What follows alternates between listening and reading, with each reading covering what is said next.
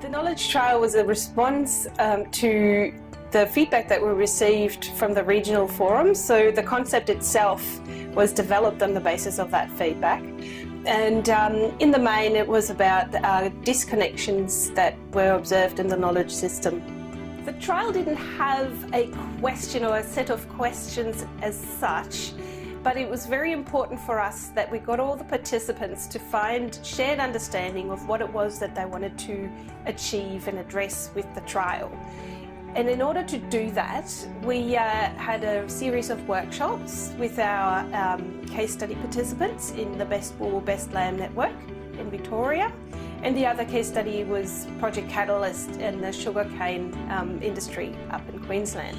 Well, the aim was to get better flow of information around the various components of the, I guess what you call the knowledge network within agriculture. Asked participants to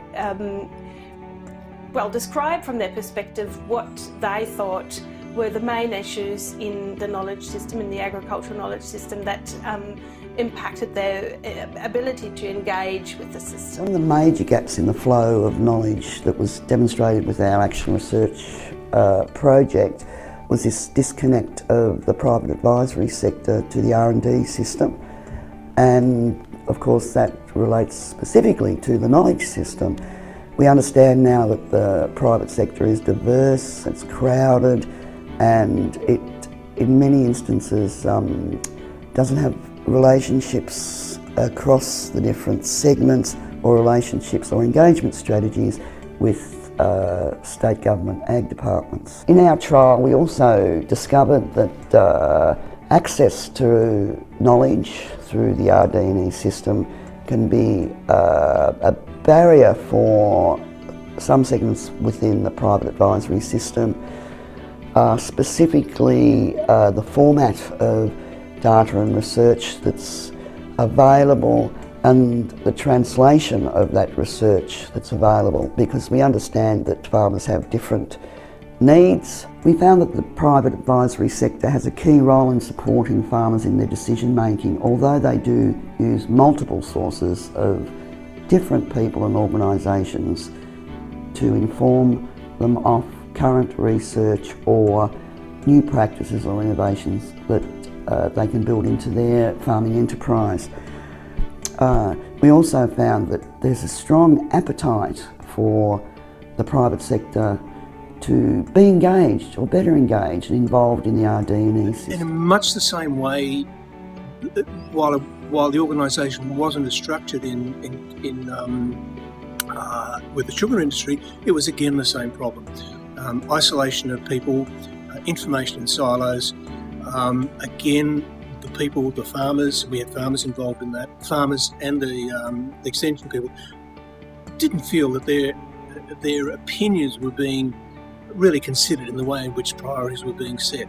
And similarly then, when information was coming down, that how do they actually put it into the field? How do they validate what's in the field? How do they get the opportunity to modify what's come out? Great opportunities for us to be involved in the future, connecting the private sector to the RD&E system, which will impact on the knowledge flow across rural communities. I found out that there are disconnects within the RD&E system, particularly between research and extension. So particularly our advisors said that they felt that research was often disconnected from practice needs and end user needs, and also there was an issue with how research content and also development, but mainly how research can be translated into extension packages. What came out of it was a real willingness for people to engage in what the next step would be. How can we, better facilitate interaction with researchers? How can we better facilitate the input from the field into the research function, so that in fact what we've got is really a circular feedback loop rather than it just moving in one direction. So I would say that the key recommendation of the trial is that there is a need for an intermediary role of an organisation or networks to maintain industry networks and provide the platform for researchers, extension providers and potentially farmers to interact and contribute to the development of knowledge that is relevant to practice.